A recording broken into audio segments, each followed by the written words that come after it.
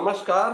मैं हूं विकास कुमार और द एक्सप्लेनर के आज के इस अंक में हम बात करने वाले हैं F-35 और सुखोई 57E के बारे में। हम इसके बारे में बात क्यों कर रहे हैं? इसकी एक वजह यह है कि अभी बेंगलुरु में जो एरो इंडिया शो चल रहा है उसमें ये दोनों ही फाइटर जेट्स आए हुए हैं और इसको लेकर के काफी गहमा गहमी है कि क्या भारत इन दोनों में से कोई एक फाइटर जेट खरीदेगा क्या। तो आज हमारे साथ इसी मुद्दे पर क्लैरिटी देने के लिए हमारे पुराने गेस्ट संदीप खन्ना जी मौजूद हैं। तो संदीप जी, आपका इस शो में स्वागत है। तो जरा आप हमें बताइए कि ये कंपैरिजन क्यों हो रहा है। नमस्कार और धन्यवाद बुलाने के लिए। तो सबसे बड़ी बात यह है कि चाइना बहुत तेजी से आगे बढ़ रहा है फिफ्थ जनरेशन टेक्नोलॉजी में। उन्होंने कि थोड़ी देर पहले कुछ महीना पहले फिफ्थ जनरेशन का एक बहुत एडवांस वर्जन उन्होंने टेस्ट किया था J-35। और उससे उसके बाद से इंडियन एयरफोर्स के अंदर बहुत खलबली मची हुई थी कि हमें भी फिफ्थ जनरेशन फाइटर चाहिए। अब यहाँ पर मसला ये है कि यहाँ फोर्थ जनरेशन तो बन नहीं पा रहा। जो तेजस है वो बार बार डिले होता जा रहा है और उसमें अभी भी लगातार प्रॉब्लम्स चल रही है। Mark 1, फिर Mark 1A, फिर Mark 2। तो ऐसे बहुत सारे तमाम प्रॉब्लम्स के बाद ये तेजस जो है अभी लग रहा है कि इंडक्ट हो जाएगा। लेकिन फिफ्थ जनरेशन फाइटर के लिए इंडिया को इमीडिएट रिक्वायरमेंट है, क्योंकि चाइना देखते ही देखते फिफ्थ जनरेशन टेक्नोलॉजी में बहुत आगे बढ़ रहा है। और इंडिया के पास दो विकल्प हैं इस वक्त। एक तो अमेरिकन F-35 है और दूसरा Su-57E है। तो अब Su-57E जो रशिया का है, इसके साथ इंडियन एयरफोर्स ने आज से कई साल पहले कॉन्ट्रैक्ट किया था। और को डेवलपमेंट का कॉन्ट्रैक्ट था इंडियन एयरफोर्स और रशियन एयरफोर्स का। आगे चल के कुछ पैसा दिया भी और बावजूद उसके ये कॉन्ट्रैक्ट कैंसिल हो गया। कोई जानता नहीं है इसकी वजह क्या है, लेकिन प्रतीत ये होता है कि जो Su-57 है वो प्रॉपर फिफ्थ जनरेशन फाइटर नहीं है। और इसीलिए इंडियन एयरफोर्स ने बोला कि जो हमारी रिक्वायरमेंट है वो इस फाइटर से पूरी नहीं हो पा रही। मसलन कि इस Su-57E के अंदर कोई भी ऐसे एवियोनिक्स नहीं है जो कि फिफ्थ जनरेशन के हैं।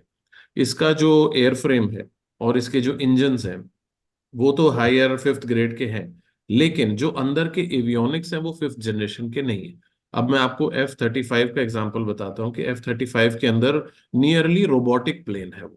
ये AI बेस्ड है, रोबोटिक प्लेन है और उसके अंदर पायलट को बेसिकली कुछ भी नहीं करना होता। तो ये सिर्फ पायलट उसके जो कंप्यूटर के डिसीजंस हैं, सॉफ्टवेयर के डिसीजंस हैं, उनको वो पायलट ओके करता है। और प्लेन फ्लाई भी अपने आप करता है, टारगेट पे भी अपने आप जाता है, बॉम्ब गिराना, मिसाइल फायर करना, ये सब भी अपने आप करता है। और अगर उसको कोई एनिमी फाइटर चैलेंज करते हैं या एनिमी रडार सिस्टम उसको डिटेक्ट करने की कोशिश करता है, तो क्या काउंटर मेजर्स होने चाहिए, कौन सा एस्केप रूट उसको लेना है, ये तमाम चीजें उसका जो AI है, जो रोबोटिक ब्रेन है उसका, वो ही उसके अंदर बताता है उसको। पायलट को अपना दिमाग नहीं लगाना पड़ता। अब Su-57 में इस तरह की कोई भी चीज नहीं। Su-57 once again pilot centric जहाज है, जैसे कि रशिया के सभी जहाज होते हैं। तो इस वजह से इंडियन एयरफोर्स इतनी खुश नहीं थी Su-57 से और इंडियन एयरफोर्स ने वॉकआउट कर लिया। अब जो इनके पास विकल्प है उसमें फिर से F-35 और Su-57 है। अभी देखते हैं कि इंडियन एयरफोर्स इसमें से क्या चूज करती है। पर है ये बहुत बड़ा डिसीजन आज की डेट में। मैं अभी कुछ दिनों पहले एक एयर मार्शल का इंटरव्यू देख रहा था। उसमें उन्होंने इस चीज को क्लैरिफाई किया। पहली बात तो ये कि जो Su-57E है उसमें रसिया ने काफी सारे चेंजेस किए हैं उस समय का जो प्रोग्राम था उस कॉन्ट्रैक्ट के बाद से। और अब ये पहले के कंपैरिजन में काफी एडवांस्ड हो गया है। दूसरी बात ये कि एयर मार्शल ने रिटायर्ड एयर मार्शल ने ये बताया उस इंटरव्यू में कि अगर आज के टाइम में अमेरिका को अगर भारत F-35 का कॉन्ट्रैक्ट देता भी है तो भी ये उसकी पहली प्रायोरिटी में नहीं होगा, क्योंकि जो अमेरिका है उसकी अपनी पहली प्रायोरिटी नाटो के कंट्री है। तो कम से कम 6 to 7 ईयर्स लगेंगे आपको अगर ये डील होती भी है। दूसरी बात, एक नेचुरल मिसट्रस्ट है इंडियन डिफेंस इस्टेब्लिशमेंट का अमेरिका को लेकर के, खासकर जब ये फाइटर जेट का मसला आता है। बाकी जैसे एयर रिफ्यूएलिंग वाले जो जहाज होते हैं, जो बाकी जैसे जो ट्रांसपोर्टेशन वाले जो प्लेन्स होते हैं उसमें तो ठीक है, उसमें अमेरिकन है भी, उसमें कोई इशू नहीं है। लेकिन जब ये मामला फाइटर जेट का आता है तो थोड़ा ये मामला पेचीदा हो जाता है। दूसरा ये कि रसिया ने इस बार सुखोई 57 को लेकर के काफी अच्छी डील दी है कि भारत में हम को प्रोडक्शन करेंगे, और भी कई सारा जो है वो इसको बात करने को तैयार है। और इसके बाबत आपका क्या कहना है?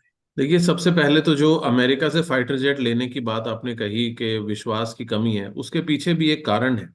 अभी हाल फिलहाल में एक इंसिडेंट हुआ था जिसमें कि सऊदी अरेबिया के पास जो अमेरिकी फाइटर जेट है, उनका सॉफ्टवेयर अचानक से काम करना बंद कर देता है। और सऊदी वाले जब अमेरिकियों से पूछते हैं कि भाई ऐसा कैसे हो गया कि हमारे प्लेन का सॉफ्टवेयर काम नहीं कर रहा, तो अमेरिकी कहते हैं कि भाई हमने इसको स्विच ऑफ कर दिया। तो सिर्फ सैटेलाइट को यूज करके, बिना हवाई जहाज के पास जाए भी, वो हवाई जहाज के कुछ क्रिटिकल सॉफ्टवेयर्स को स्विच ऑफ कर सकते हैं। ये बात उन्होंने सऊदीज को बताई। और सऊदीज को ये बात बिल्कुल पता नहीं थी उस टाइम पे कि उनके हवाई जहाज में कोई ऐसा सिस्टम यूएस वाले स्विच ऑफ कर सकते हैं। और वो उन्होंने हूथी रेबल्स के ऊपर हमला करने से रोकने के लिए उनको किया था। खैर, जो भी है। तो अमेरिकी जब भी कोई टेक्नोलॉजी आपको देते हैं, तो उसके अंदर जिसे कहते हैं स्ट्रिंग्स अटैच्ड, कि उसके यूज करने पर बहुत सारे प्रतिबंध होते हैं। और आप फ्रीली उसको किसी भी सिनेरियो में यूज नहीं कर सकते। आपको हर बार अमेरिका से परमिशन लेनी होगी। और अमेरिका की परमिशन और उनके रूल्स कोई एक लाइन पे चलने वाले रूल्स नहीं है कि आपको प्रिडिक्टेबल हो कि आप क्या करेंगे। वो बिल्कुल अनप्रिडिक्टेबल गवर्नमेंट है, अनप्रिडिक्टेबल उनके रूल हैं। और वो टाइम के साथ अपने आप को बदल लेते हैं। तो अब जैसे ट्रम्प प्रशासन है, उसके अंदर हो सकता है फेवर हो इंडिया का, लेकिन जो अगला प्रशासन आएगा वो फेवरेबल नहीं होगा। तो ऐसे में आपके पास अगर इतना बड़ा हार्डवेयर है, मिलिट्री हार्डवेयर, तो आप उसको यूज करते समय 100 बार सोचोगे कि क्या वो स्विच ऑफ कर देंगे, क्या वो उसका यूज आपको रेस्ट्रिक्ट कर देंगे।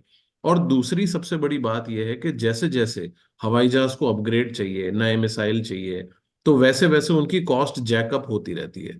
वो इनिशियल आपको बहुत कम डील दे देंगे कि चलो जी आप 1,000 करोड़ में ले लो, लेकिन बाद में वो छोटे से छोटे रिपेयर का आपको बोलेंगे कि पहले हवाई जहाज को अमेरिका लेकर आओ, यहाँ पर हम उसका रिपेयर करेंगे, और फिर हम आपको बताएंगे कि इसका बिल कितना बनेगा।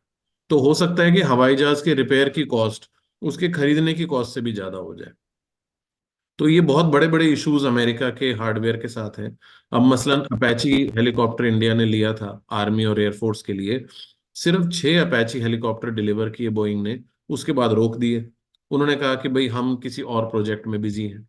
अब पीछे के क्या कारण रहे, क्यों सरकार ने उनको बोला अपैची हेलीकॉप्टर को रोकने के लिए, हम नहीं जानते। ये सिर्फ एक गैस वर्क है कि क्यों रोका, लेकिन अभी तक एयरफोर्स उन अपैची हेलीकॉप्टर्स की इंतजार में लगी हुई है। तो इसलिए अमेरिका के ऊपर किसी भी चीज का भरोसा नहीं किया जा सकता। वो टाइम टू टाइम गिरगिट की तरह अपना रंग बदल लेते हैं।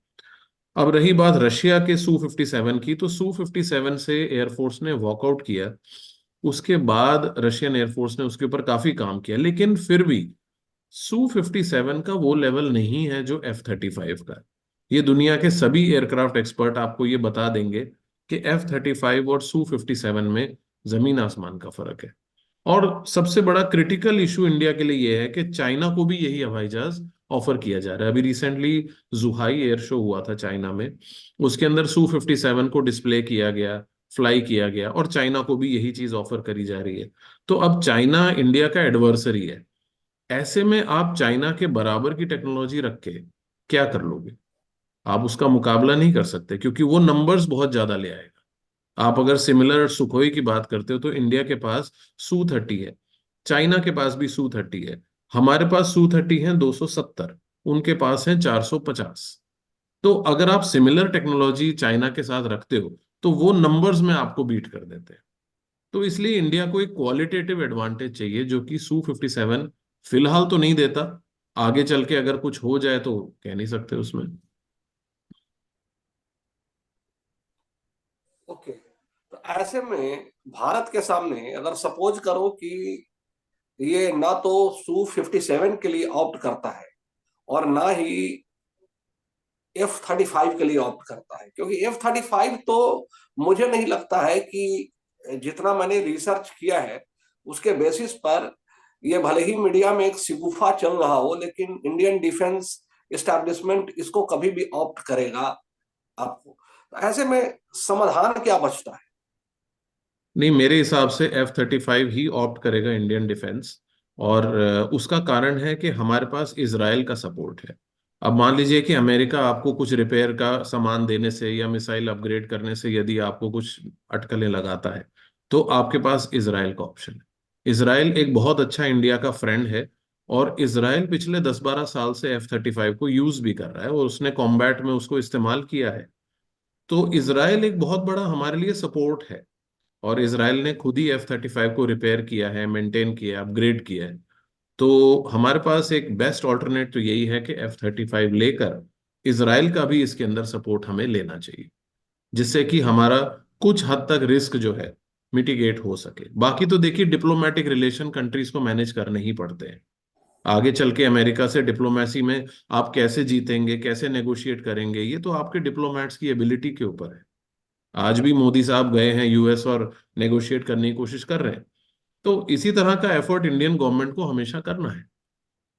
तो मेरे हिसाब से तो F-35 के अलावा और कोई ऑप्शन है ही नहीं। वो बात आपकी सही है, लेकिन आप मुझे ये बताइए कि जैसे आपका जो इसके इंजन का ही मसला आप ले लीजिए, जो GE404 और GE414, ये जो दो इंजन आपको मिलने हैं, तो उन्होंने सप्लाई चेन का बहाना बना दिया और उसके बाद बिल्कुल डिले कर दिया। उसके चलते जो हमारा तेजस का जो प्रोग्राम है वो बहुत हाईली अफेक्टेड हुआ है। तो आज भी के डेट में अगर हम ये ऑर्डर देते हैं तो भी यूएस गवर्नमेंट इसको डिलीवर करने में, F-35 को डिलीवर करने में 6 to 7 years लगाएगी ही लगाएगी। ये मेरा नहीं बल्कि जनरल्स का कहना है। ऐसे में 6 to 7 years तो बहुत डिले हो जाता है। तो क्या ये तीसरा ऑप्शन ये नहीं बचता है कि हम फ्रांस से जो रफाइल है, रफाइल को ही और अधिक बड़ी संख्या में लें? नहीं, पहली बात तो यह है कि राफेल 4.5 जनरेशन है, फिफ्थ जनरेशन नहीं है। नंबर वन कंडीशन ये है हमारी। और अगर हम राफेल भी लेते हैं तो भी उसको 5-7 साल लगेंगे। अभी जो नेवी की डील हो रही है राफेल एम, जो राफेल मरीन की डील नेवी की हो रही है, हो चुकी है वैसे तो, उसका भी अभी जो डिलीवरी टाइम फ्रेम है सामने आया नहीं है, लेकिन 5-6 साल तो उनको 22 एयरक्राफ्ट देने में लग जाएंगे। और जो अमेरिका का प्रोडक्शन कैपेसिटी है, वो फ्रांस की प्रोडक्शन कैपेसिटी से बहुत ज्यादा है। दूसरी सबसे बड़ी बात यह है कि अमेरिका में इस वक्त प्रो इंडिया गवर्नमेंट है। ट्रंप के होने से, तुलसी गबार्ड के होने से, विवेक रामास्वामी के होने से हमारे पास एक बहुत बड़ा लेवरेज है यूएस में। और इंडिया चाहे तो 5-6 साल में 22 नहीं बल्कि 60-70 हवाई जहाज की डिलीवरी करवा सकता है अमेरिका से। और अमेरिका के पास अपनी इन्वेंट्री भी है। अगर वो चाहे तो अपनी इन्वेंट्री से कुछ हवाई जहाज इमीडिएटली इंडिया को ट्रांसफर कर सकते हैं। उनके पास आज की डेट में आप लगा लीजिए 1300-1400 F-35 हवाई जहाज है। 1300-1400 में अगर उन्होंने 2 स्क्वाड्रन भी हमारे को दे दिए तो इमीडिएट रिलीफ मिल जाएगा। तो इसीलिए मैंने बार बार कहा कि डिप्लोमेसी जो है ये हमारे को अच्छे तरह से मैनेज करनी है। डिफेंस के लिए तो हमारे को F-35 ही चाहिए। तो हमसे बात करने के लिए आपका बहुत बहुत शुक्रिया। और दोस्तों, अगर आपने हमारा ये चैनल अभी तक सब्सक्राइब नहीं किया है तो कृपया सब्सक्राइब कर लीजिए और बेल आइकॉन दबा दीजिए, ताकि आपको हमारे आने वाले वीडियोज के नोटिफिकेशन मिलते रहे।